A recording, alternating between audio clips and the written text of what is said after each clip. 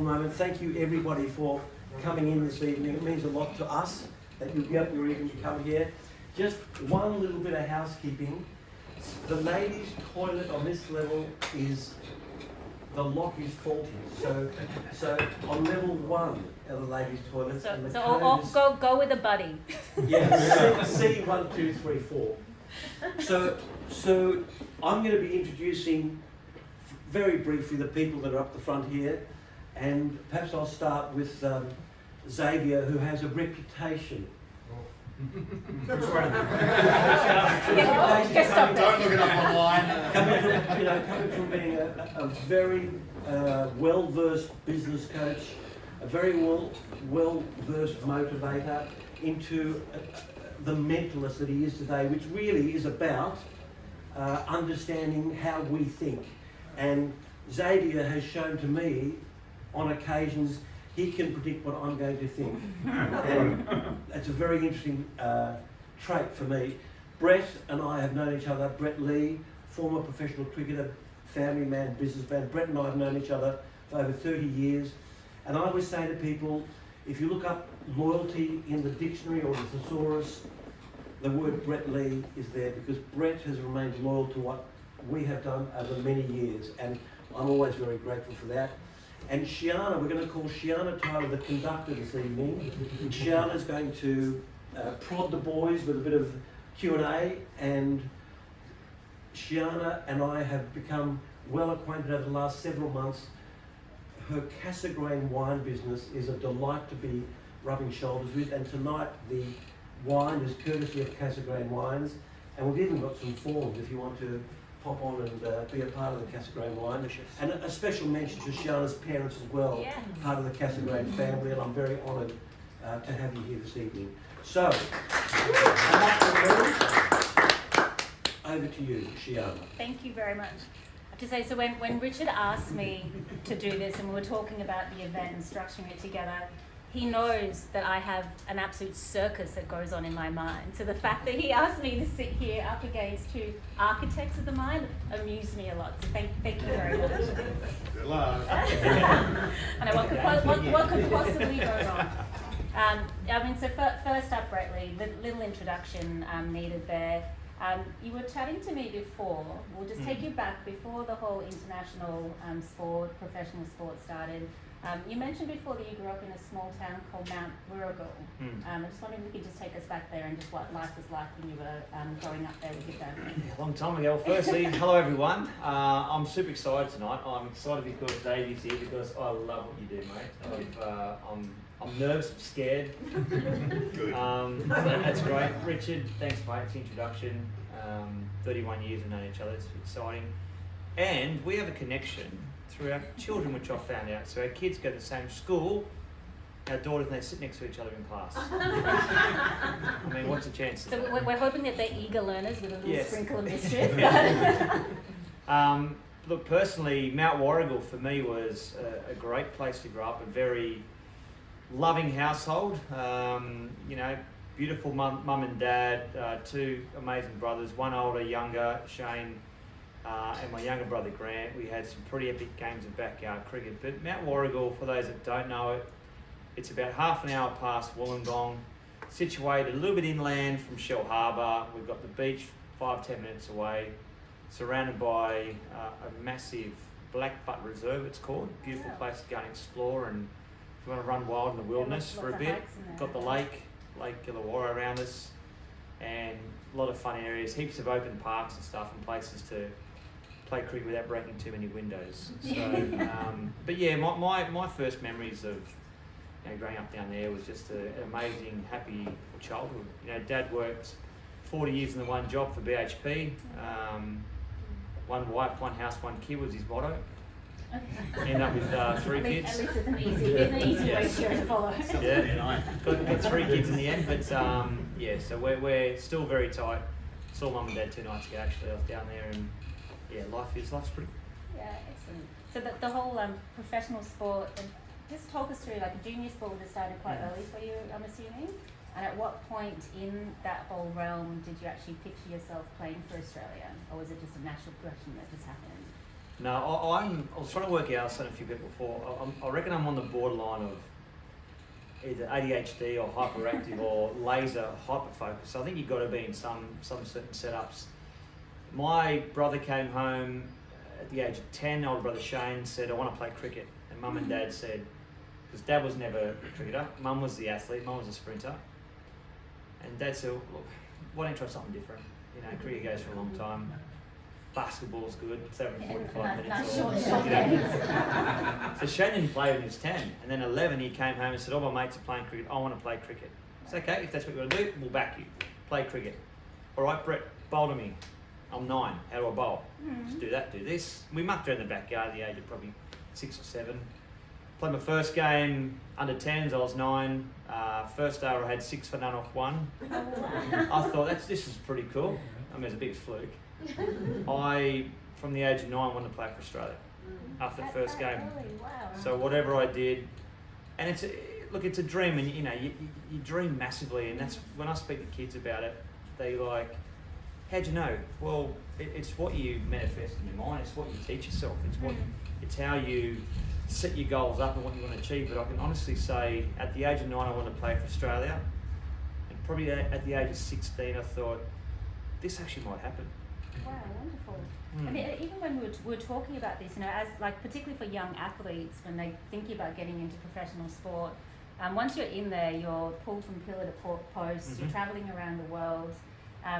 Is it possible to actually have a day job or a sideline job whilst you're doing that? Were you able to pull that off at any point? Well, thanks to Richard. So, for those that have heard the story, just close your ears for about a minute. But there's this beautiful cheeky banter that happens between the two of them. And this connection is so lovely. Yeah, and look, those that don't know, I'll tell it very quickly. The background story between Richard and I got picked up for the Australian cricket team as the under-19s tournament, and I got picked in the under-17s Australian side. Back then that was just picked for show, I guess.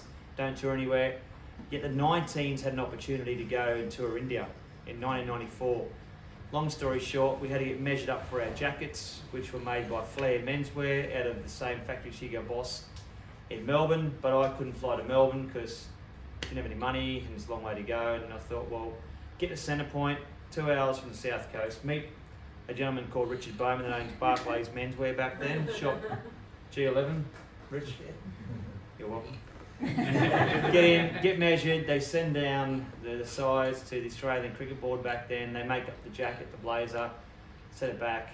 He rang me up 3 weeks later, said, have you ever thought about a job in menswear? Wow. I said, no. He said, when are you coming on Monday? Been here ever since. Yeah, wonderful. What was he like to work with? Sure. Brett can be led, very easily because he's very competitive. Simple as that. Also pay like. What's that? What was the pay like? No, Richie. Actually, I will say this, which I always found amusing. When Brett came for the interview, we had a lady managing one of the stores, and Brett made a lovely impression, but it seemed that he and this lady manager didn't get on so well because she said, oh, we're going to give you an opportunity, but the roster will be, Wednesday through to Sunday. And Brett said, oh, I can't work weekends. And she said, well, that's the most fruitful time in retail. So she came to me and I said, what happened? He said, I can't give him a job because he can't work weekends. He told me he was going to play cricket for Australia. But then she doubled down, so that's okay. Well, we won't work Saturdays or Sundays, but we work Thursday night. I said, well, I train Thursday night. I can't work. Comes at lots of T's and C's. I can't work Tuesdays and Thursdays from 2:30 onwards, and Saturday, Sunday are out. Then I'm likely to go on a tour. I mean, it's not a great sales pitch. I'm going to have extended annual leave as well as.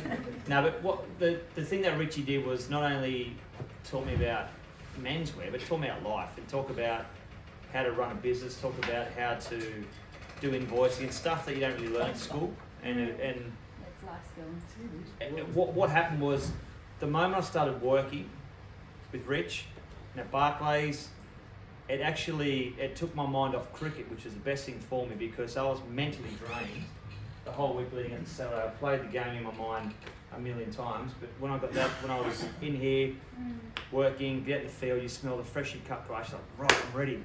Yeah. You want to get out of the menswear store, and when you finish playing the weekend, you want to get back in. So it's just a way. It's a nice balance. It's a beautiful toggle Yeah. between the two, Yeah. right?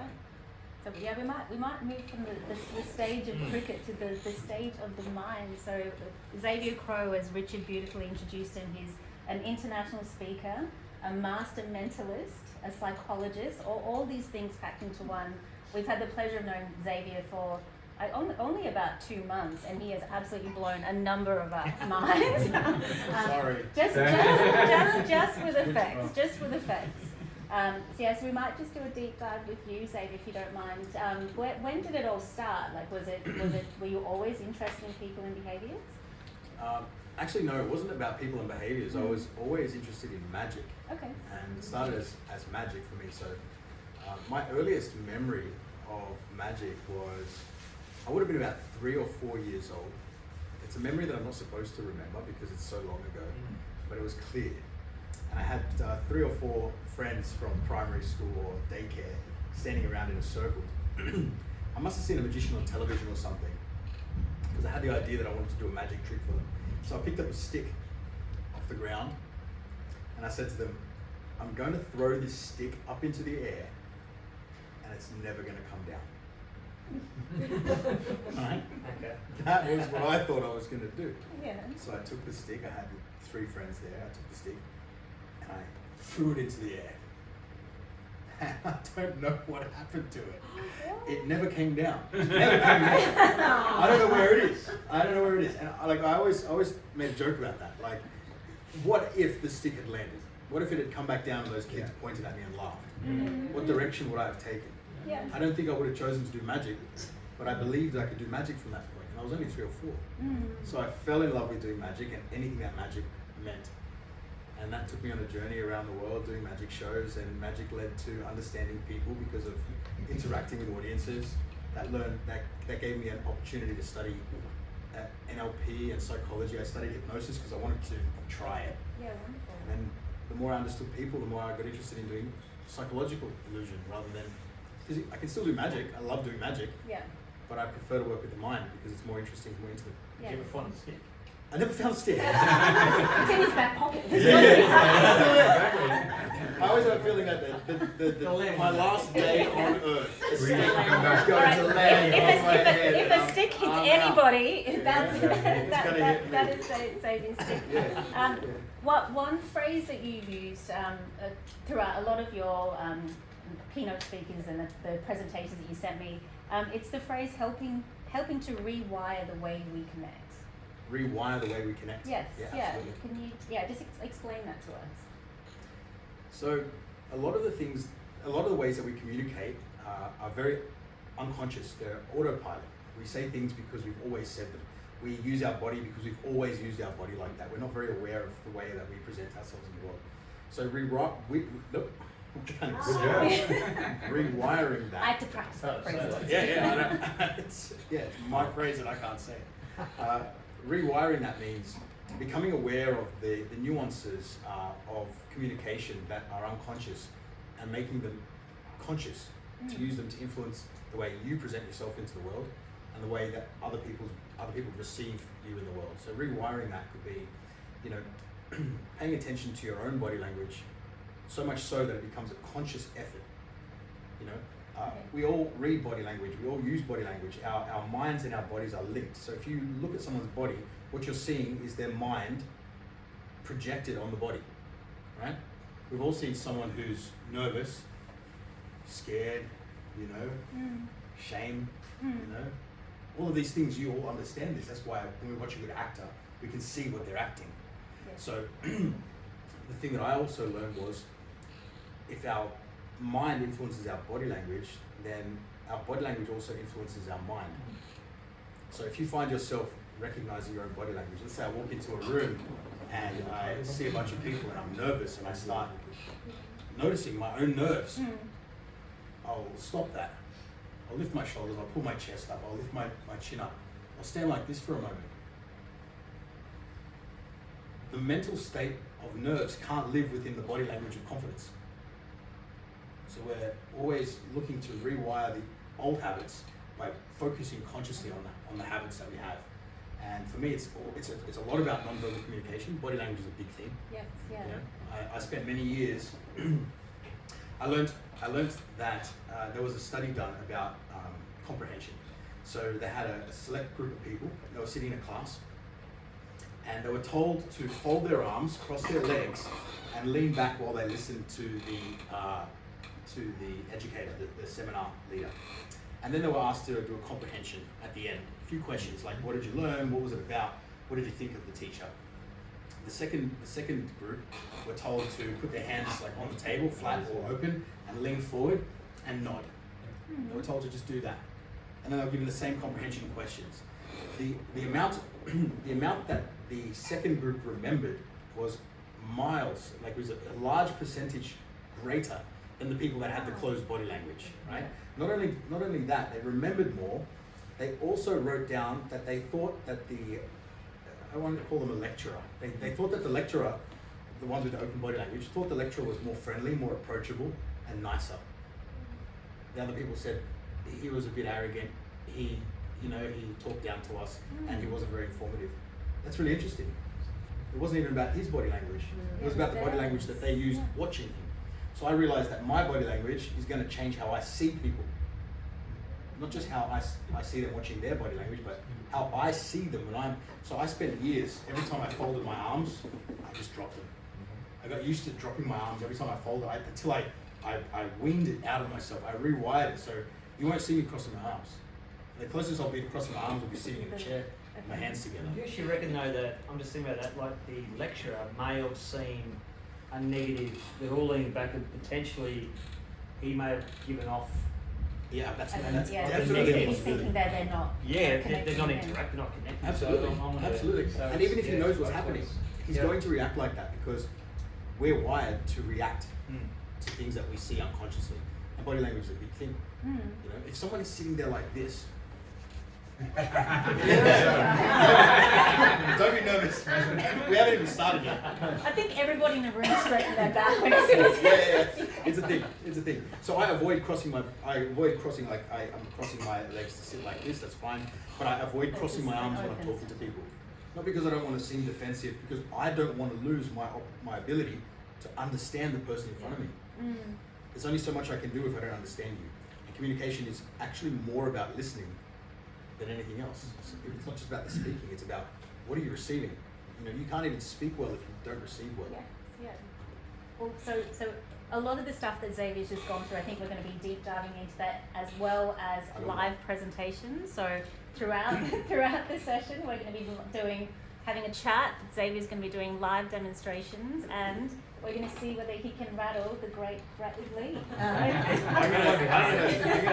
don't know if I'll rattle Brett Lee. I really hope rattle to. him. But I want to also rattle every single one of you guys in the room at the same time, and I've got something prepared for you guys.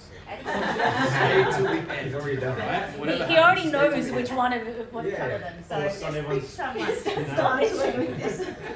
Paying attention. So we're here. It's the topic. The topic of the night is mentalism. You know, and when Richard, Xavier, Brett and I were talking about it, this topic just free flows very easily between the life of a professional sportsman and then a life of a performer. So I might just start with you, Brett. I want you to visualize that important word, those seconds before you're about to bowl, and who you're looking at, obviously the batter, but what signs are you looking for? What signals are you seeing that we don't? Well, it's actually funny that when you haven't been trained professionally, you haven't done a psychology course, even though my brother did one when he finished cricket. But all the stuff that you mentioned, without me even knowing that, I actually, now looking back and think, if I knew that now as going in with a different skill set, because there were subtle things I was looking at for a batsman, and I look at the top of the mark and you either see the batsman with their eyes wide open, they're like absolutely scared, petrified. And you think you've got them at this point? You think I've got these people, too chirpy, want to try and get in your face as you're walking back. How's your day been, mate? Like, don't get too chirpy, it's not about you, type of thing, right? But I would visualise what I wanted to happen and train my brain. So one thing I think helped in my career was the ability to get the top of my mark, and I'd literally have the ball in my hand, I'd pause for a second, I'd blink, and in that split second, I could see what I now call a 4K camera behind me, running in, seeing my action, because I try to get my action as perfect as possible. And I never achieved it, but I was after So you're perfection. always That going was, for it. and so my cues were running in like a 100-meter sprinter, feeling good, nice leap, follow through, see the ball like swing away, the revolutions on the ball behind. This happens in a split You're second, seeing that. and I can see the ball spinning back, and I visualise the ball going out to Sachin Tendulkar, who was the prize wicket back in my era, or Kumar Sangakkara if you're Sri Lankan, of course, Mahela Jayawardene, and I'd see the ball go down, hopefully a nick, and then see Gilly dive and take a catch. To me, that was the perfect Wow, dismissal, yes, yeah. and that's what was trying to be I was trying to make that my stock ball. So, and you know, I'd visualise that, but you'd come in, you'd bowl what I thought was stock ball, you'd drag it down, you hit for 6. Re-cue. F7 delete that one, you know, reset. But the more I had those visual cues, and it's pumping those really positive thoughts in my mind, those affirmations of positivity, whichever way you want to do it, Yeah. you have to.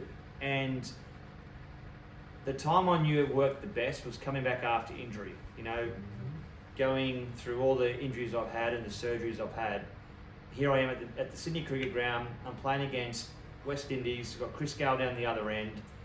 I haven't bowled a ball professionally in 6 months. Wow. I'm back in the team. Australia expect me to run the bowl 160 k's in a week at first ball. There's a little, you know, person on your shoulder going, you haven't played for 6 months. That's Chris Gale. Another part of me going, I've just come off a 5-wicket haul, I'm ready. Chris who? And so there's this like battle in your own mind before, and then you're like, cut it out. Yes. What can I do well? What's my strength?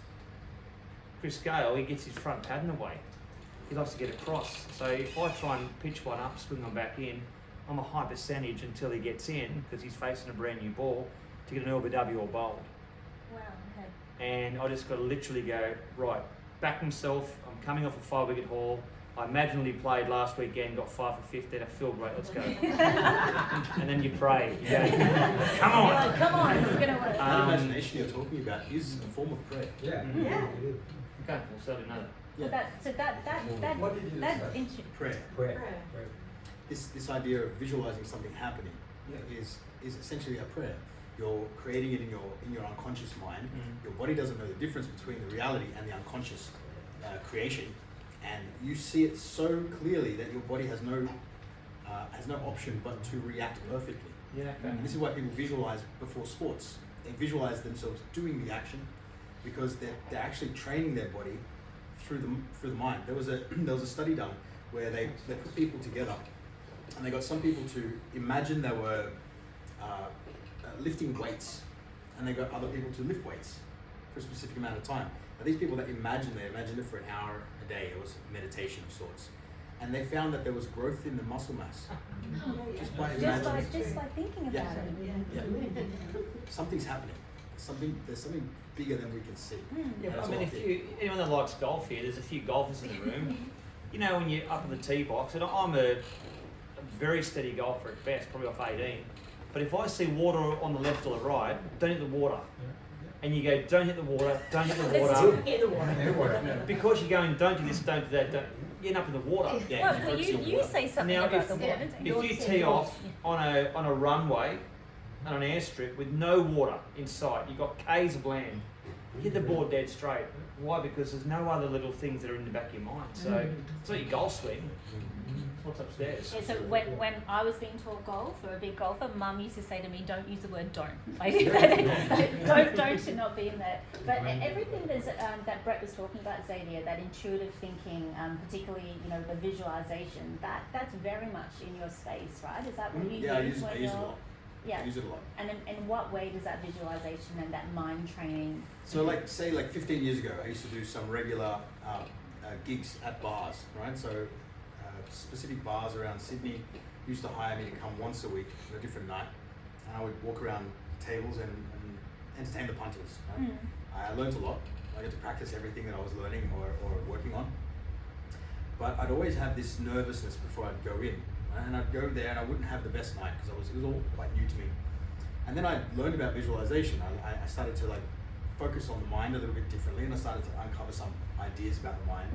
So what I would do is I'd sit in the car park just before the show, just before the event, and I'd sit in there and I'd imagine myself, just like you were talking about, I'd imagine myself walking through the front doors like this, real big, and I'm looking and waving and everyone's saying hi to me. They already know who I am, right? I was a nobody then. And I imagine myself performing to each of these tables. I imagine going up to, because I have to go to groups of strangers. That's hard, right? It's very hard. It's hard. They're drinking, they don't know me, I'm interrupting them, and I've got to get them to like me in 10 seconds. Yeah. That's hard. Yeah. But now I can do that. I can do that anywhere in the world now. So anyway, that's beside the point. I imagine myself opening these groups and they're just like turning their body towards me and brightening up. I imagine their faces lighting up. And I would see how my night would change. And so my gigs started to get better and better. I'd actually see things that looked like what I'd imagined. So I started to play with it, and what I would do, because I was getting paid by the bar, I didn't accept tips. I didn't work for tips. But what I'd sit in the car and I'd imagine that, you know, a group of people, there was 3 people there, 2 guys and a girl, and the guy reaches into his pocket and hands a 50 to me. And I'd go in there and I'd leave with a $50 note in my hand. I didn't steal it. I was starting to manifest tips, and I was like, am I doing that, or am I just like, is it just coincidence? It would happen over and over again. So I started to do that for the stage. Before going on the stage, I imagined the audience, what they look like, how they feel. And this is another step, by the way. This is something that I found out a lot later. Imagining what's going to happen is really tricky, because you've got to account for all the variables. What do people look like? How are they responding to you? You know, you can't know that. So it's hard to trick your brain to know that. But you can cheat.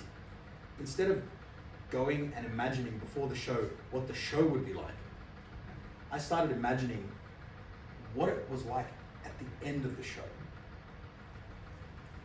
Thunderous applause, me walking off stage like, oh, I killed it. Yeah. And so I started just skipping this whole bit, trying to figure out all these little bits that I could never know, to that's what I look like at the end of the show. People coming up to me and shaking my hand. I'm looking myself in the mirror at the change room, and I'm like, man, you smashed it tonight. And then my shows would take care of themselves, because I've already imagined this bit. If this bit is going to happen, the show had to be good. Yeah. So you had your exit strategy. I just imagined I imagined the end result. Yeah. I just imagined the end result and trust that that's going to happen. Everything else will take care of itself. Yeah, so likewise, with this whole pre-game routine, what do you go through? So Xavier's already said he's already thinking about the end goal. You're walking out, you know, from the locker room onto the cricket pitch. Were you doing anything like that back in the day? Yeah, And I have to ask if you were also trained. Like, did you have? No, training? well, I was doing this through what I thought was working for me, and I didn't tell anyone. And I've done some work. Those that met Shane Watson last time will hear, and he's obviously doing a lot of work in that mental skills capacity, and talking about visualization. Actually, he said that was a big part of what he used to do, but we never spoke about it. You know, It wasn't done that part of No, it was just career, like right? train hard, bowl your guts out for an hour, have a bit of a hit at the end, try and slug the other part-time bowlers, and go in and warm down. That was training. But I also knew there's a few occasions where I walked out and I knew I wasn't quite right. You know, I just had As some soon as you negative stepped thoughts. You know when you say it's going to be a bad day? If you wake up and go, it's going to be a bad day, it's going to be a bad day. Because you've already planned that seed. Yeah. And yeah, there was times where I'd walked out and I was, throughout most of my career, I was carrying an injury. But when I was seriously carrying a bad injury, like, you know, a fractured bone or something, that's when I played my best cricket, because I thought, I've got to really step up here. I can't physically step up because I won't be able to do what I want to do. And for me, it was always the pace I bowled. So unfortunately, you know, when you're the quickest or trying to be the quickest in the team, the first thing they look at is the radar, and they judge you on the radar. Now, would I have liked to be a bowler that sits around 130 Ks and gets away, you know, you sort of, that cushion level. Nah, I wanted to be the quickest, but it comes at a cost. So when your arm, you're coming back after 2 elbow operations, 6 ankle operations, your body's killing, but you just got to find a way to get through it. And I just found that sometimes when I was injured, that's when I played my best cricket, because I had to step up mentally. Yes, yeah, it was the next Because level that you physically had I to couldn't do it. Yeah. Bluff your way through sometimes. Is it fake it till you make it? Is Well, that it's like if you're going with presence and go, right, today's the day, yeah. they don't know whether I'm injured or not. Yeah, never give anything away. No. Right? So magic first, mentalism. Magic Yeah. first, mentalism next, yes. Actually, hypnosis is mentalism. Okay. Yeah. You had mentioned there was a few things that you were going to deep dive into. Is anything you want to come out with an effect, or keep Did you on have going? another question? I do have one, but I want you to get into the good stuff. Show Can you us guess something. her Otherwise, I'll continue going through.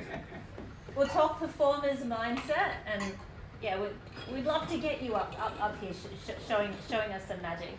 Alright, well, considering that we're talking about the mind right now, we're talking about preparing some things and getting into a mindset.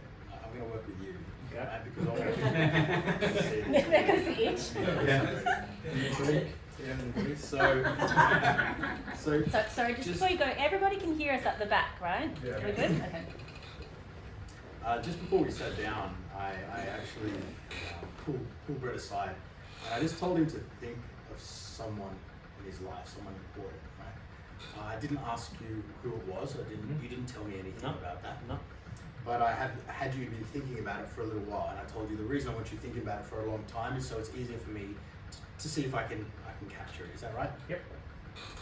So far, so good. Now you don't have to trust me. You got to trust Brett. So, if I ask you to think of this person, and I said this person's important to you, now it's very often when we think of someone that's important to us, the first thing we think about is a family member. Yep. Okay.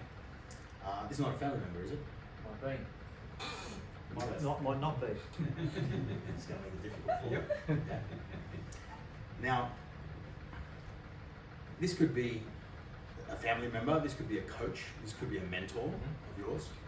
I could have picked anyone in the world. You could have picked anyone you want. Yeah. And you did that. Yep. All right. And you're thinking of that person now. Yep. All right. You've known this person quite some time, yes?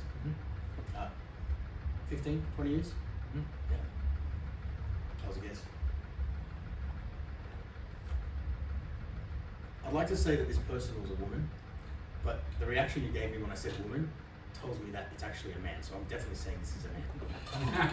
We'll have to look at it. No, you don't have to look at it. I'm going to figure it out anyway. All right. So now I know it's a man. I know it's a mentor of yours, someone that's been in your life for some time. He's looking away now. I know that this person's been in your life 15 or 20 years. I've gathered that information just now. So now I'm going to kind of specify, because I've got to figure out a name of this person if he's going to be anything interesting, right? So I want you to imagine that the name was written in front of you here, like Xavier, right? You didn't write my name, did you? No. Okay, I didn't think of my name, did you? Okay. 15 minutes. Yeah, 15 minutes. So imagine that the name is written in front of you, all right? And you can see each letter individually, clearly. First letter, second letter, third letter, fourth letter, fifth letter, sixth letter, seventh. Okay. So what I noticed there is he was kind of nodding along as I was saying first, second, third, fourth letter. When he got to the fifth or sixth letter, his head stopped nodding. When I said 7, he smiled a little bit like you've gone way too far. So I'm saying this is maybe a 4-letter name. Yeah, there it is. So far so good. So look, jumble the letters up in your mind, right? Mix them around. Okay, imagine the first letter, imagine the last letter, imagine one of the. Go to the first letter of the name. Don't say what it is. Can you think of a major city in the world that starts with the first letter of the name? First one that comes to mind. Any city in the world? Yeah, like a major city in the world that starts with the first letter of the name. Yeah. You got something? Mm-hmm. That was a bit quick. Okay. Can you imagine some sort of, I don't know, landmark there? Sort of, yeah. Sort of. Choose another city.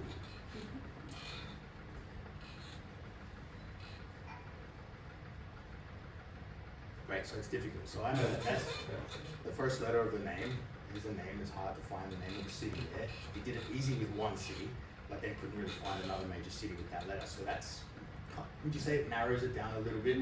Not much. I'm making it easy for me, which is fantastic. Right? It's good for the audience. Okay, we'll go to the last letter of the name. Can you think of an animal that starts with this letter?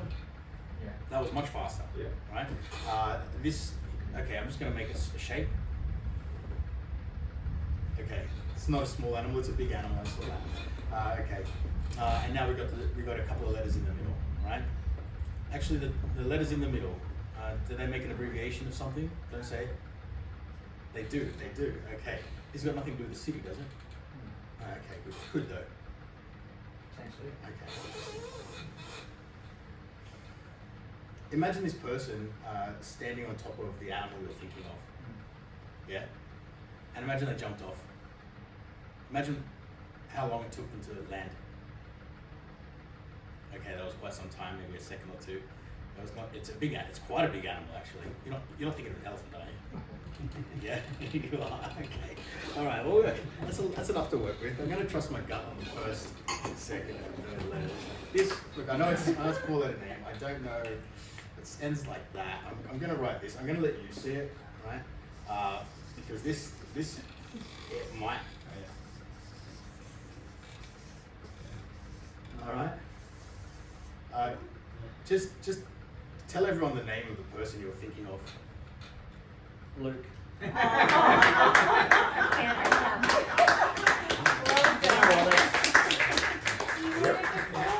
read it before, but like, I swear I didn't tell him, and just, that's very good by the way. Well done. It's Luke here. It's my cousin Luke, so we're best mates, but we're blood cousins. When you said someone that's played a big part in my life and that's been inspirational, I first thought, Mum and Dad. And the easy option would have been Bob or Helen, my parents. So I thought Bob, and I thought, that's too easy.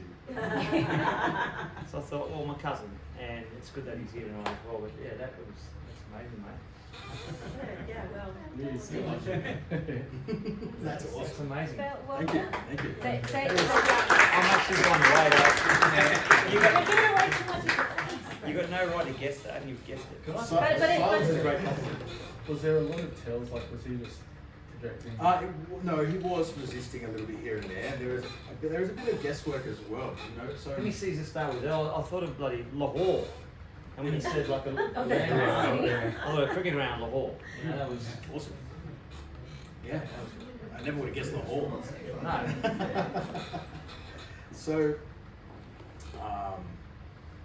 So your question. your question was there a lot of tells? Yeah. Right. So, oftentimes people are trying to hold back tells, and that actually gives me a different tell. Right? So I'm looking for that as well. So there's some things that I know for sure. If I say to you, don't react to this, you will don't The react, word. right? Yeah. He's going to react. Right? It's a command actually. Don't react to this. Brain won't understand the word don't. It does not understand the word don't. Very often when someone says to me, don't forget your keys, I was like, what the hell? And then I walk out of the house, I'm like, keys. So I don't do it. Remember your keys. Remember. It's always a command. Yeah? Whatever you say after don't is the command. You have to do the thing to not do the thing. If I say to you, don't think of a red shoe, you have to think of a red shoe and then say, okay, no, I won't think of it. You have to do it first to not do it.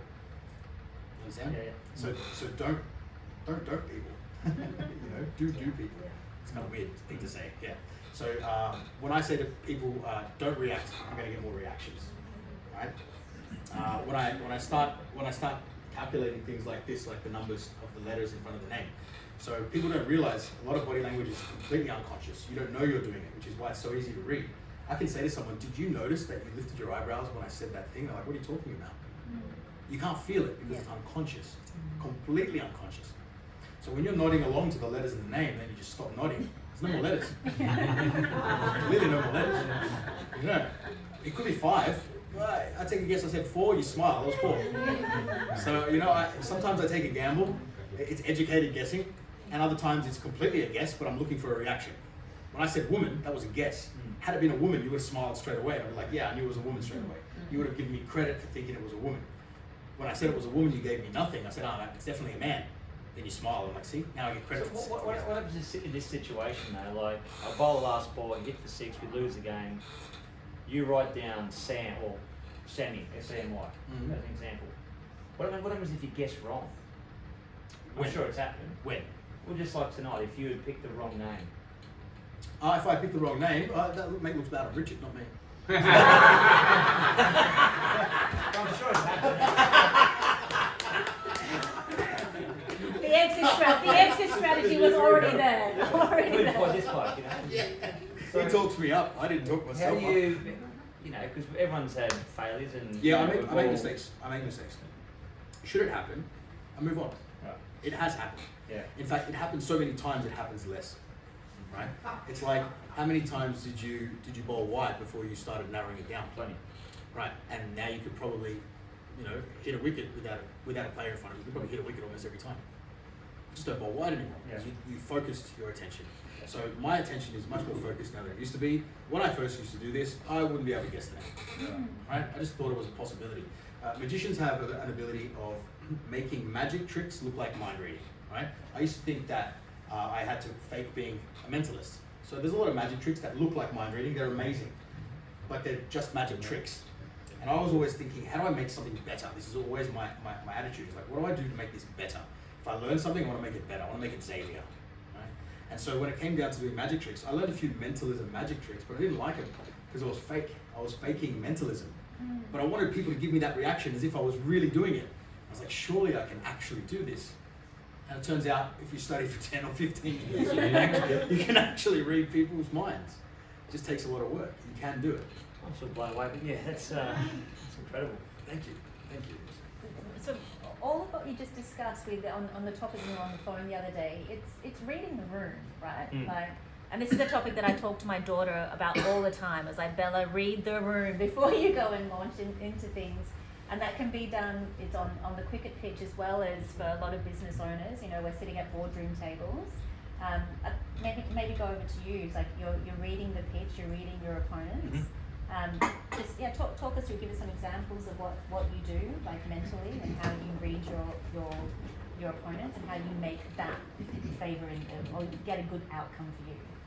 Look, I think the first thing and the weirdest thing is that when you're playing against an international side, you generally, we used to stay in the same hotel as India. So if India is staying here at the same hotel and you're going to go down and have your breakfast and you're up against your opposition.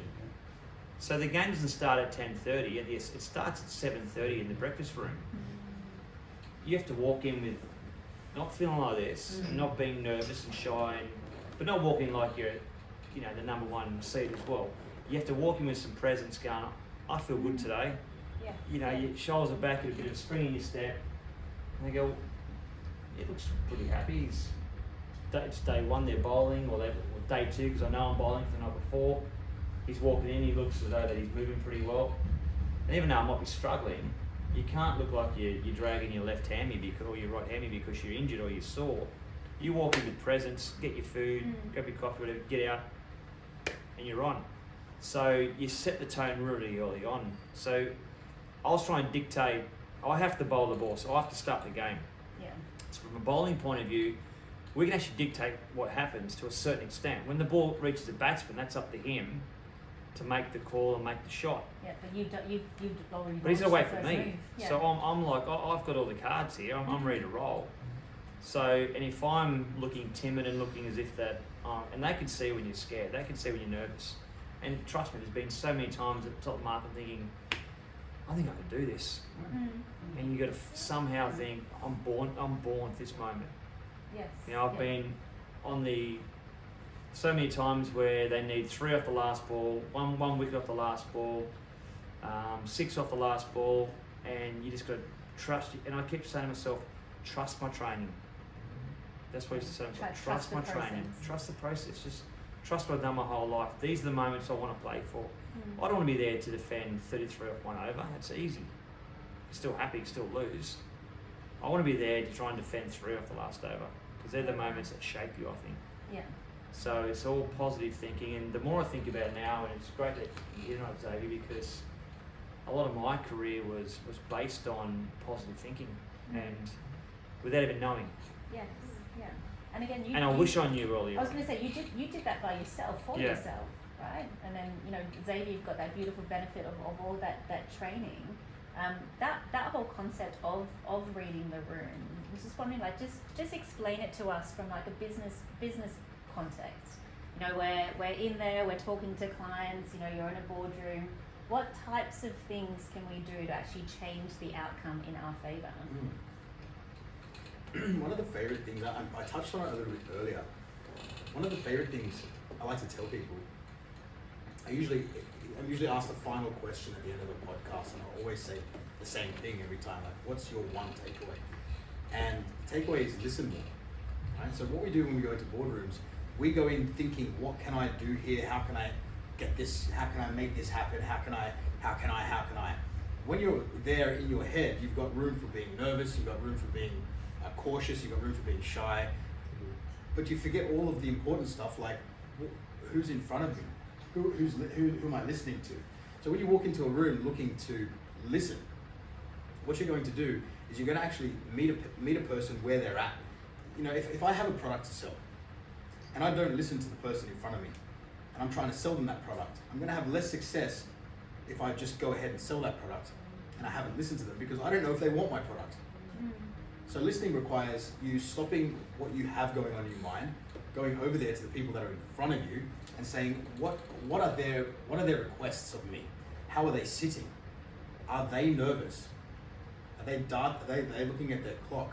Are they folded their arms? How do I get them to open their body language? Listening looks like looking at their body language as well as what they're saying. Are they engaged? If they're not engaged, why would I do a pitch? If they're not listening to me, I can see that they're not listening because I'm listening to that.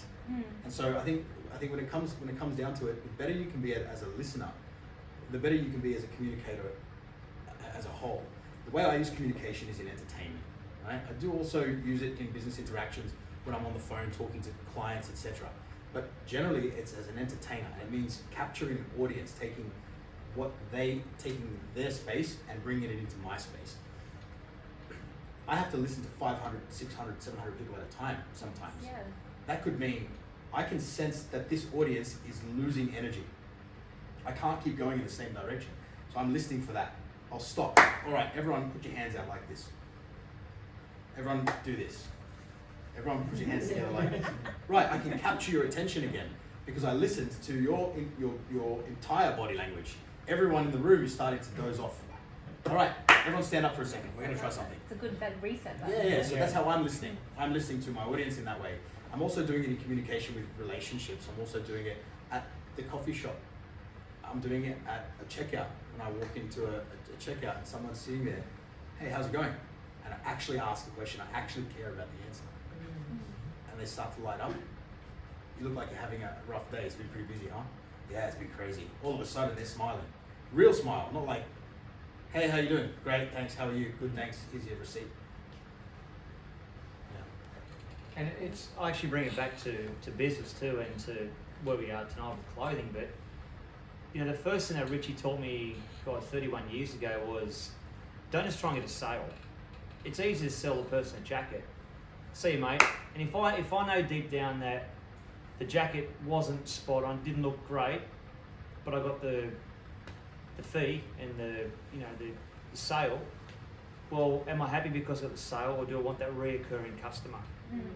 And I think everyone here tonight's pretty much been around for a long time, you know, knowing Richie. And so what he taught me early on was, imagine yourself in that bit of clothing, and we've all been somewhere, we've all bought something, and they go, that looks incredible, and they'll go over the top and they'll try to say that it's the world's best suit and it's going to be the best this, and feel 100. You get home and you're thinking, it's rubbish. It doesn't feel good at all.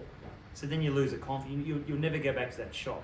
So what I try to do when I was in sales, and I still am, but I try to imagine me being that person at the other end and going, what would I want to wear? How do I want to feel? And I've had times where I've said, we don't have your jacket here today, sir. Oh wow, yeah, that's great. They said, well, we put this one, that's okay. And I said, well, it's okay, but do you want okay?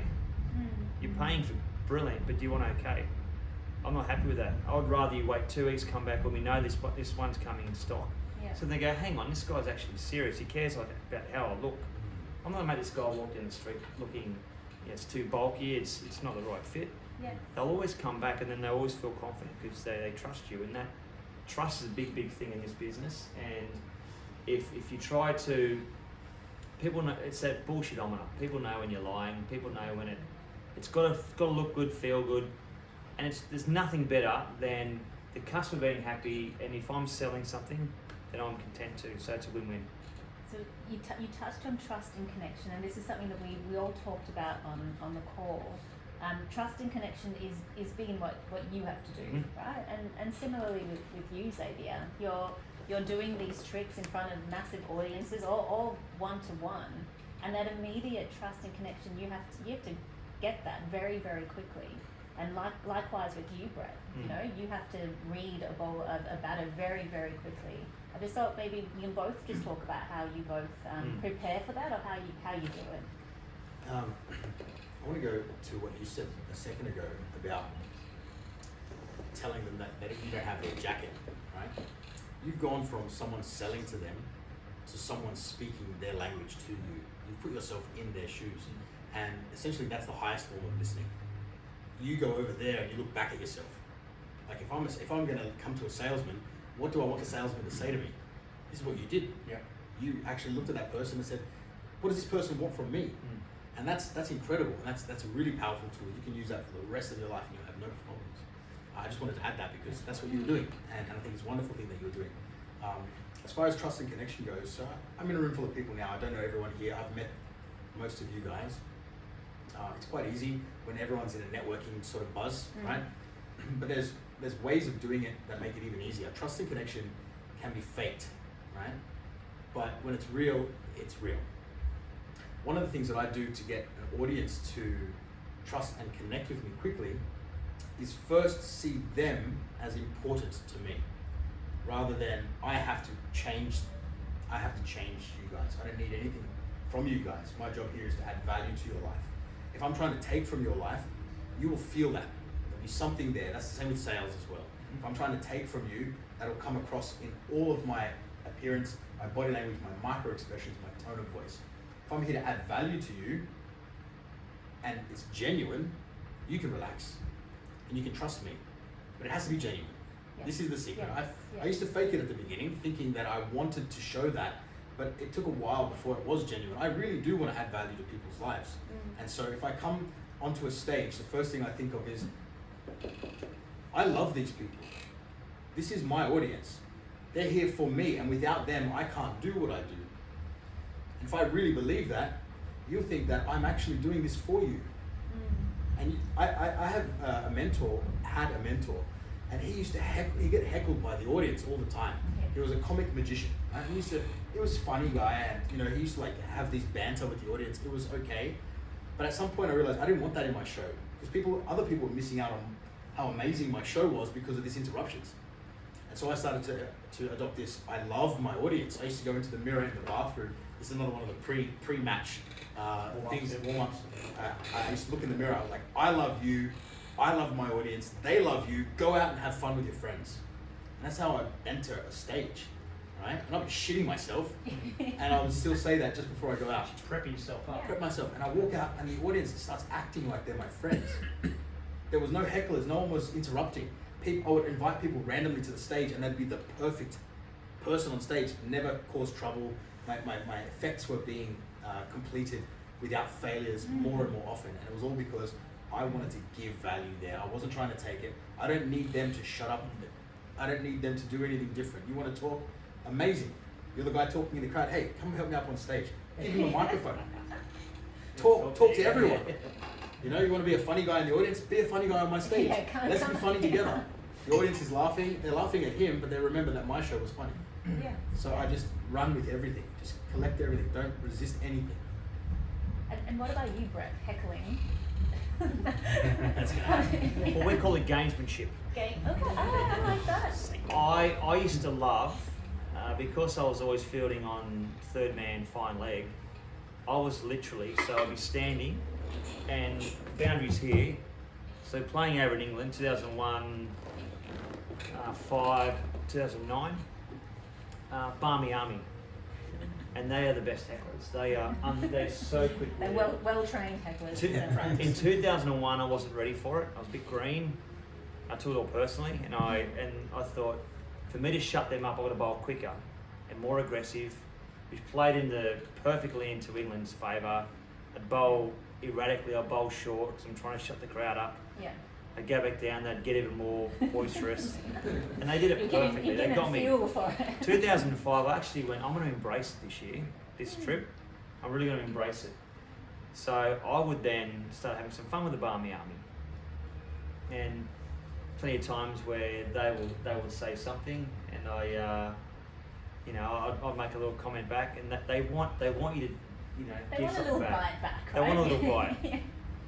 And some of the stuff I can't repeat what I said to them. Made them laugh, but just to have that interaction. But I always found that when I was relaxed and I'm, once again, without even knowing, I needed to mentally switch off for those 3.5 minutes between my overs. I needed to watch what I was doing and not make stuff up on a catch or something. But I needed to zone out for 3.5 minutes because I then had to refocus. You can't concentrate, I don't care what you say. It's very hard to concentrate for 6 hours straight. So I hard. imagine. And then it's very hard to hyper focus for an hour straight, which might be my spell. I might have to bowl for an hour, sometimes 2, straight. And they expect you to take wickets and bowl 160k to be so focused. But I found that my mental rest was the 3.5 minutes, looking at the crowd, having some fun, watching the ball. No, it's not going to me, this ball. And then I'll having a make bit more banter. I'll make the crowd having a bit of banter, sledge him out, sledge him back, or sledge you back, whatever. And yeah, that to me, I sort of felt like I was part of the team. I felt not just a player out there, but I felt like an entertainer. I felt like this is my stage and I'm having some fun. Yeah, and you included it in, similar to what you did, right? You just, gotta got the, run guy, with you it. just got the guy on the Yeah, You gotta stage. run with it. The person who loses an interaction is the person that forgets to run with it. You can't be insulted if you take the insult, make it a joke, and say it back funnier. You know, if someone's heckling you, you can let that be. Take it and run with it. It's always just, it's like a aikido. You know, take the energy and move it another direction. If you sit there and resist what's coming, there's impact. Yeah. So, for example, a heckler, like I said, the heckler in the audience is calling stuff out. I'm like, come join me on the stage. He didn't expect that. He expected me to fight back. I didn't fight back. Dude, you're making people laugh. Get on my stage. I want people to laugh. And all of a sudden, it's me and him versus the world. Yeah, but then you can control him because he's on stage next to It's you. good to have fun. I remember they gave us these oversized, the knitted test jumpers. And we never wear them in Australia because I Because they're knitted. yeah. Have you ever seen a sheep sweat though? No. So I'm wearing this big, oversized, double XL knitted vest, long sleeve vest, and I'm there and I'm wearing, and the sleeves are coming down past my hands, and one guy in the Barmy Army yells out, "Geez, your sleeves too long," or this. I said, you never heard your missus say that, have you, mate? I didn't even realise what I said, and then anyway, they laughed their heads off, and they all turned on this poor guy that was sledging me. So then they're all bowing down to me, so just something that quick comes out, and yeah, you probably can't get away You with had it your now, defence force of it. yeah, but I had a crack at him, and that's got to give back a bit as well. Yeah, awesome. Otherwise, cricket could be a long, long game. Yes. Yes. And it already is. Yeah, and you're trying to explain to an American and never see, the game goes for like 5 days, when there's no result. Yeah, mate. You can play for 5 days, it's like an Indian wedding, for a long, long time, and here we There's a are. result with the Indian wedding. Well, there is a result, and they've got a great, rate over there. So. We're coming down towards the end of the night. Well, I want to wake everybody up I before know, we get to yes, the end of the yeah, night. magic and mentalism. Yeah, all right. So, look, I want all of you to be a part of what's going on here, right? Originally, I thought we could bring that couch all the way to here, and those chairs right here. Can we do it with our minds? No, it's all good. But I want to find a way to bridge the distance because I like intimate settings and I like you guys to feel like you're a part of this. So I've come up with something to make this moment so special, but it's going to involve all of you. I'm going to involve all of you twice. Like, this is the first one. This is the first time I'm going to do it. And I'd like everyone to be a part of it. Are you guys up for that? Yeah. So I haven't heard a single phone ring, which means everyone put it on silent, which is wonderful. And no entertainer usually says this, but everyone take your phones out. Hold them in your hand. All right, we're gonna do some stuff together. Now I'm gonna do this along with you so that we all know what's going on and that everything is above board. Okay. Everyone, open your calculator up. Yep. We're gonna all do this together. So by the end of this, everyone should have the exact same calculation, right? And you're gonna make sure that I don't cheat, and you're actually gonna participate in this a little bit. Okay. All right. So. What I'd like you to do. My calculator is not coming out. Hey Siri, open up calculator. Yeah, exactly. I don't have a phone. I'm good. All right, we're back good. on. So this is what it's gonna look like. I would like you, Brett, because you can see everyone as well in the room. Yep. I'd like you to choose someone, maybe not someone on the couch, someone in the back there. Just point to someone, and maybe if you don't know who they are, mention the color of their shirt so they know who they are. Well, I'm looking at a fine young specimen in a blue shirt, the great Wayne Holsworth, also Wayne played Holsworth. cricket for Australia. Wonderful, Wayne. We met earlier. He's someone I And a endeavored, fast bowler, I so endeavored I to looked up to remember Yes, his the name. writing style. So this is what we're going to do, guys. I want to create a moment with you to let you all in on how important I think every individual moment is. And this moment here in this room is the only moment that exists, because once it's gone, it's not here anymore, right? So we're here right now, and this is the only moment that's important. And I'm going to use all of your help to really solidify this moment in a way that I've never done with an audience like this before. All right, Richard? If it goes wrong, You're looking concerned. I have a backup plan. All right, so Wayne, because we're talking about moments, what I'd like you to do is just think of a year that was important to you. For example, 1997, I finished high school, right? Or I started high school, one of those. 2001, I finished high school, so 97, I started. Think of an important year to you, just the year. I bet you I can pick it. Actually, yeah, go ahead, try and pick it. 993. Yeah. My man. That's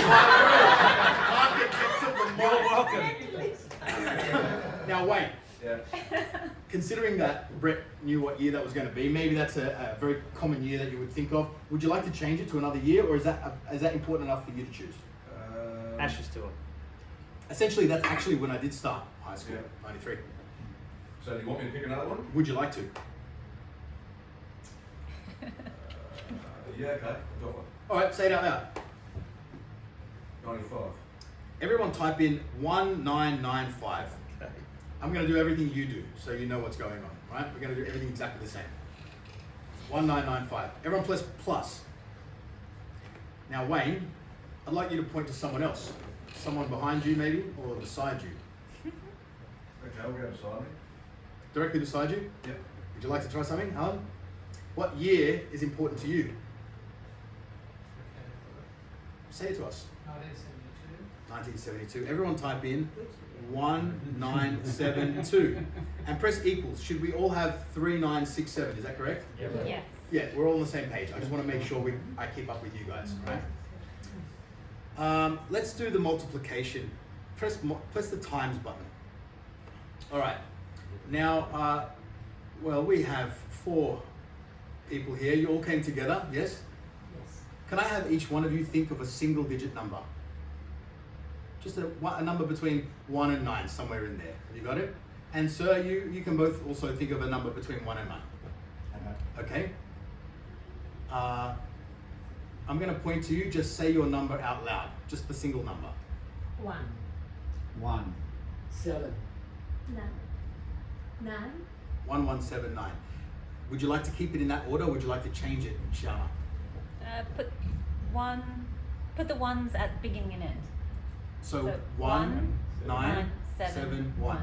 Everyone multiply by 1971. And press equals. 7, 1. And press equals, right?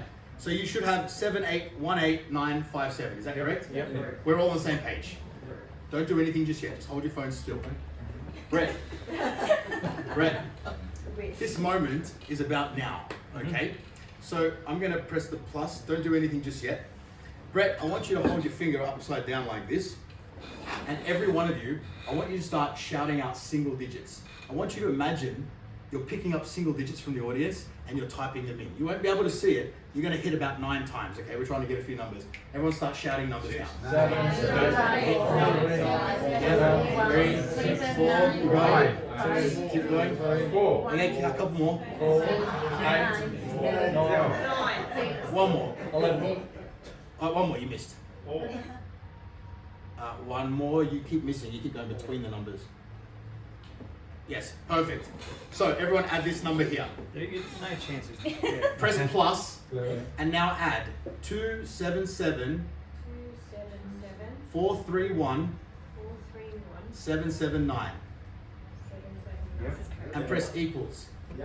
This number is the most important number we've come up with. You should have 28525 0736, is that right? Yes. Yeah. You know why it's the most important number? Because like I said, this moment is the most important moment there is.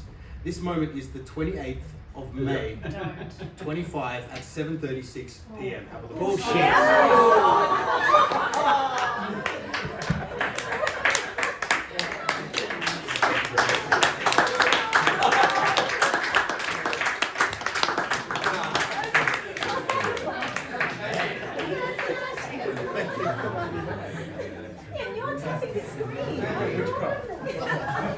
Get hold of it. I could have tapped the name. You almost did. Every number 2. You can't boggle our minds about coming up with something. I should have picked another number. You really should have. Yeah. Wait, you started this. I wanted to work with 93. Yeah. But you know what? If he was slower and it clicked over, it still wouldn't work. It wouldn't have worked if he took longer. That's what It would have been yes. 7:37. It would have worked. You're right. Yeah. So even the timing was perfect, mate. You did well. Back after a short break. I told you. I've actually seen like a few tricks with numbers and stuff, right? But it's like you pick a number between 1 and 10 and you double it. Yeah. We've done that. Yes, I used to love those, but then I realised everyone knew what happened in those. I saw David Copperfield do it once and I was intrigued from that moment. But not randomly picking all these different numbers and then just... Randomly touching the phone. I'm going to speak up here. I've got a photo here. I'm photographing it, and I've seen date stamp on this photo. Is that number? Oh my god! Love it. Perfect. Yeah, it's yeah, it's, see, I love this stuff. So one thing I need to let you guys know. Thank you, by the way, for giving me your trust and your connection. One thing I had to learn, which was really difficult, was going from magic, where people would shout and scream at the end of an effect, to mentalism, where people would just go silent. And I was like, do they hate me? I'm sure that was good. That was amazing. What do you reckon? It's good? I can explain that. This is the part that breaks my mind because you won't tell us how you I won't did tell it. you. And the good thing is, if you see that again, it'll be a different number because it'll be a Yeah, different yeah. moment. Yeah, the moment. Well, we'll probably need to wrap it up, right? Like, you know, Richard wants us to have enough time to be able to have a glass of wine and then network and mingle. We have a giveaway. Yeah, we're getting Do you to wanna it. do that? Yeah, we're getting to it. Xavier, so incredible, impressive. Blown us away. If there was one mental shift that you think all of us could do just to help us be better, you know, you've already told us about the way that we, you know, stand and the rest of it. Just one mental shift that we can all work on. What would it be? Yeah. Go from taking to giving in your Okay. life, right? Yeah. Go out into the world and add value to people, right? The first thing you want to do in any interaction is add value. If you go in there thinking, what can I give to this person? How can I make this person's life better than when I arrived? The whole world will change in front of you. It will change in a magical way you've never, ever expected. I used to try to take all the time. I was always looking for how I could take. This is why I like BNI, for example, the Business Network International. It's because they're all about giving, right? And this is a mental state that I've understood for a long time before meeting BNI. and I've never met a group of people that are all thinking the same way. When you go out to give value to people, the doors open up. You know, it comes back to you. If you go giving value to people thinking, oh, when am I going to get something back? That's not giving value. Somewhere behind, you're still trying to take. Just give value. It's got to be selfless. It's got to be genuine. It's got to be authentic. But if you just give value to the people around you, your life will change.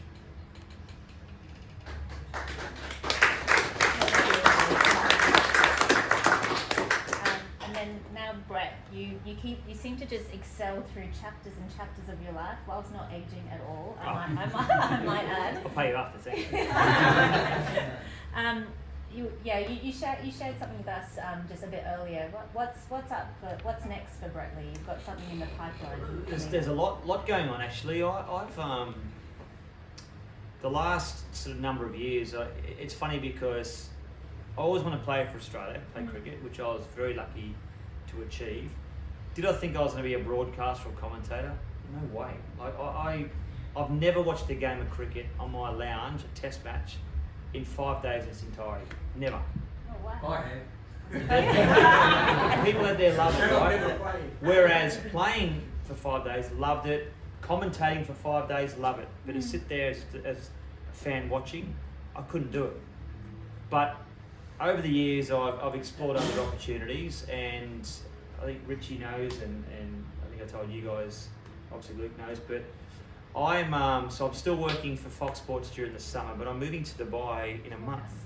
In a month. In a month. I've had a wonderful opportunity over in Dubai, and I'm calling it stage probably 2 of my life, where opportunity, for what I'm doing in the space. I've been working with a company called YOLO Group for the last 6 years. It's an Australian guy, really good fella, and he's in the sort of gaming, cryptocurrency, entertainment space. Wow. Okay. And they've got a license now to be able to use cryptocurrency and online gaming in the United Arab Emirates. Never happened before. So UAE was always at 20 years. They knew they were going to run out of oil in 20 years. They went into hospitality. They've smashed it over there. Next 20 years, the scene's going to be the gaming world, and they want people to come over there and never leave. And I've been 4 times in the last 4 months. Got this opportunity to go over and head that up over there. So that's going to be a new challenge. So it's almost like getting excited again about playing for Australia. That level of excitement. Taking the whole family over. I was going to ask with the family. But I'm not leaving Australia. I won't be. It's different because you got to, when you go over to a different country and realise you got to sort of no more Medicare, you have no health insurance, you take no footprint here in Australia. But I'll be back here 3 or 4 times a year, and then the Australian summer from November till January, full time here working with Fox Sports. That doesn't change. They're all excited. Fox are excited about it as well because, and 2 hours to Mumbai where I do a lot of my work. Okay, great. 4.5 hours to Greece, which is perfect. So that's that's what I'm doing. So that's exciting, and I'm the kids have got a school over there now. My oldest son's got a job under YOLO as well. So Fantastic. and have the three kids and myself and my wife Lana under the same roof again, and just spending quality family time. So it's exciting. Okay. Well, it sounds like you're going to be coming back and forth. So as you say, don't leave Australia. 51 degrees today in Dubai. -2 at the farm this morning. So But no, that's well, thank you. exciting. All the best for that. We'll give a clap for We've got a little golden ticket here. Yes. So, Richard, as a matter of habit, obviously we want to thank everyone for coming along, but we always like to gift some fortunate person a complimentary custom-made jacket. Gifting. And I'm not sure how you Well, play. I'm gonna show you how I do it. we usually it's a glass bowl with the names in it, and I was Very like, scientific. Richard, we can do much better than that. So I'm gonna hand it over Apparently to. I'm much better than a glass bowl. That's amazing. We can do much better than the glass bowl with the name. This is going to someone in the room.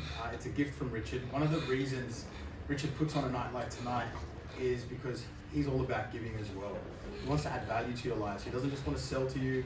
He's not just here for you to get business from him. He wanted to give something back to you. And that's why he put on this event. And that's why he got Brett and I to come here, to give you some value back. So Richard's living some of the things I was talking about earlier. And that's what he said to me when I first came in. That's all he wanted, was to give you guys something back. And this is it extra. This is even more than that. This is him giving away his work to you, his passion to someone in the room. All right? So I want you guys to remember that when we do this. And I want you all to participate to make this fun. So we're going to do something that I'm literally creating on the spot. And I said I was going to do this on the Zoom call with these guys because I've never done it like this before, but I thought I want a fun way to give away a gift and also somehow make it as magical as possible, right? So I'd like everyone to put everything out of your hands just for a moment, right? Everyone in the room. We're all going to play a game. The game is yes or no, right? If you win, you're still in. If you lose, you're out. So this is yes. Everyone do yes. Excellent. Everyone do no, right? Some people's wrists don't go all the way down, but you get the picture, all right? If you lose, if you're out, you just put your hands on your lap, just because we want to know who's still in the game, all right? And I want to trust you guys to be honest. If you lose, you're out, right? Now the best way to do yes or no is with a coin that says, what does it say on that side? Yes. What does it say on that side? On or no. Yeah, I lived in Finland. On means yes. In Finland, yes or on. Okay, yes. Finish. You don't. It's still going. It's never finished. So we're going to do a practice. We're going to do a practice, and then we'll get into the game. At the end, there's only going to be one winner, which means someone is going to get it correct every single time. Perfect. The chances of that are very, very slim. But someone is going to get it correct. So he's like Willy Wonka. The golden ticket. Richard Bowman. Okay, everyone decide now, yes or no. That's all you have to do. Yep, you've all made a decision? Jeez, there's a lot of yeses. Yeah, I So know. we're positive thinking. Yeah. What does it say? We have a no. Alright, so everyone's out except you. Okay, cool. Okay, cool. That was a practice. That was a practice.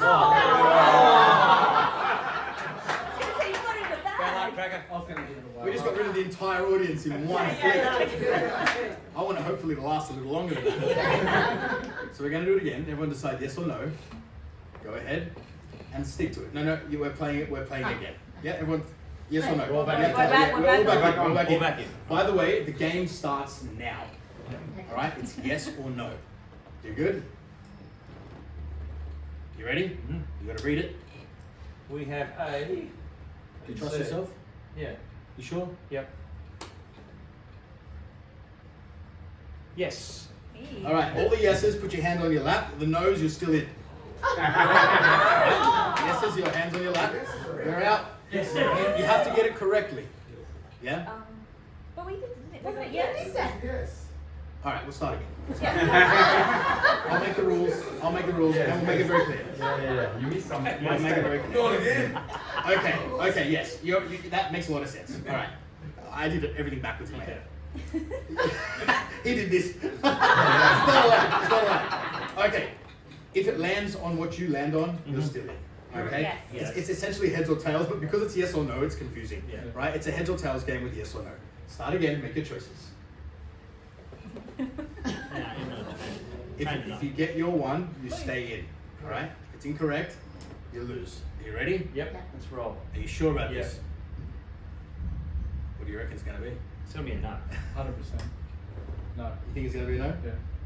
It is a no. All the yeses are out. All the yeses are out. There's a lot of no's here. Yeah, we got this theme. Everyone's decided this is bullshit. So start putting their hands down. Alright, we're going to go again. Oh, make sure you make your decision. 100% it's a yes. We've got a couple of yeses and nos. I That's like good. this So visualization. Everyone made their decision? I'm visual. Remember, if you're out, you're out. What does it say? it's a no. See you, Bucksy. Yeses are out. Yeses Yeses are out. Alright. Wait. That was a yes. So only the people that are still No, in. You're yes rubbing and your no. hands at the No. back. Yeah, rubbing your All the hands at the yeses are back. out. He's happy. So Are you. you in? Who's still in? It's correct. Who's still in? Hold your hand up if you're still in. Okay, 1, 2, 3, 4, 5, 6. 6 people still in. Alright, make your decisions. I technically can't win. It's gonna be like. Make your decisions. Oh, he He's changed. gone last minute. That's what you can. You can change whatever you want. Make your decisions. Yes? Confident. What does it say? No. Oi. Three are in. Three are in. You want them to come forward? Yes, come on. Good idea. Step on up. Three still in. It's not the price is right. Yes. Okay. Three are still in. Please stand to this. Actually, don't stand to this side. Yeah. Oh, the yes. Yep. Excellent. All right. It's alright. So you're gonna hold your hands out. You're gonna make your decisions. What do you Get got? ready? Oh, Yeah, we'll have to do something we different. we could have a winner. Yeah, we could have a winner here. Yeah. No, yeah. But then it's got it. I got it, don't worry. It is a. It's a no. You're out. Wow. You know, that's 5 in a row. You guys have done 5 in a row now. Yeah. All right. So now you have to make a decision, but only one of you is going to win. So if you make the same decision, we don't actually have anything to go on. So maybe you discuss between yourselves which you're going to choose, but one of you's got to win and one of you's got to lose. I'm going to toss the coin. Oh yeah, go back to back. The shotgun. Go back to back. Make a decision. Yeah. Okay. Yeah, Someone's gonna we're- win. we're This is on. good. Is it 2 different ones? Yeah. Yeah. I know what it is. Yeah. I'll make 20. You reckon? Yeah. What is it? It's a no. It's a no. We have a winner. Thank you. Let's stop.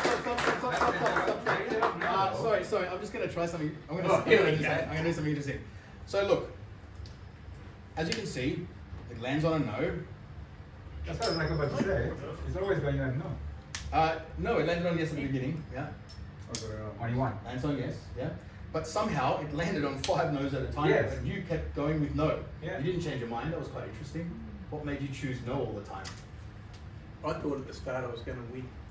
You really thought you were going to win. There you go. Of all the people here, you thought you were going to win. Did anyone else think they were going to win? Yeah. No. Okay. So this is the thing. We were talking about visualization today. And one person in the room you really thought you were going to win. I thought I was going to win. And you just kept choosing no the whole time. You didn't even change. No. You trusted yourself. Come to Dubai in the casino, mate. Not Well, I only- don't know why it was weird, but that's what I did. It is weird. It's And I'm even- trying it at golf tomorrow. It's even weirder than you think. You do win this. You do win this. But before you take this, I want to say the chances of you choosing every single one in a row is slim. Correct. In fact, I have this pocket square, but as you can see, I also have something inside the pocket square, don't I? There's no more in there. Just a little note. This is for the winner. I've got my arms folded. Not Stay open. Stay Take the open. note, and can you read with those glasses? All right. I want you to read out loud slowly what it says on the note. Just read it from the top to the bottom slowly. It may seem that the odds of choosing correctly every single time are quite slim. It may seem like luck, but what is even more unusual is how I could know that the person who would win is wearing a navy blue blazer. He is also wearing glasses, and I have a feeling his name is Ian. What's your name? Ian. That's Ian. Ian, congratulations. That's for you. Enjoy your reward. You're right. Thank you very much, guys. Cheers.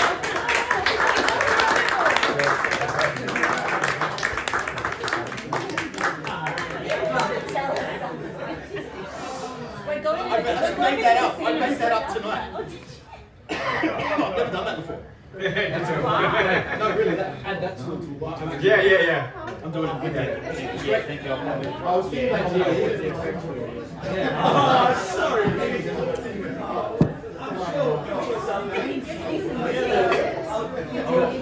Right, well, everybody, thank you for coming. Just before we run back, can we say a big thank you to Brett?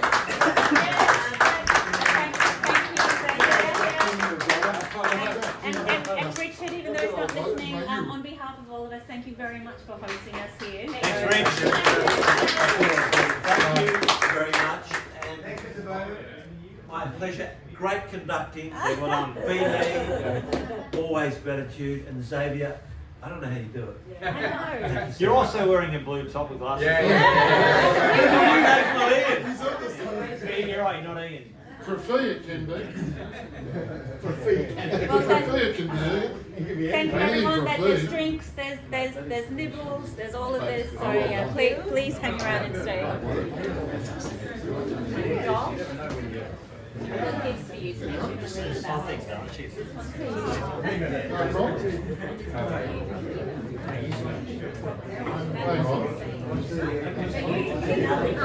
What? You get nothing. Oh, that was myself. You were back in the You were on that and you did it right. You were back in the end. What did you think? It's like magic. God, yeah. Be careful to look at those, Xavier. 2008. That's my favorite. Thank you very much. How are you? I'm very good. How are you? What do you mean? Yes, that's good. That's it. You're done. It's accepted. Jobs, right?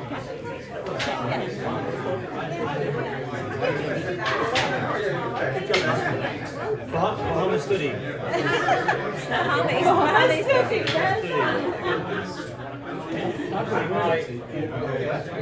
I just think Lee's not that good. I'm better on Hindi, but You can imagine, I'm still into the body with singing in the ball.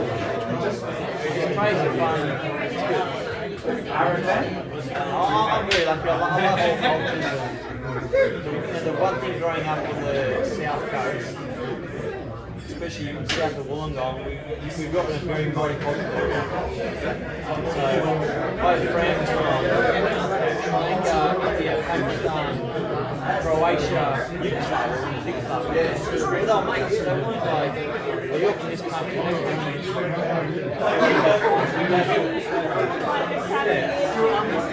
I've been hosted on a number of occasions by Kuma Singakara at his place, Mahalo Joe Warner. They own the crab. Mystery of crab, yes. I came up and get some both.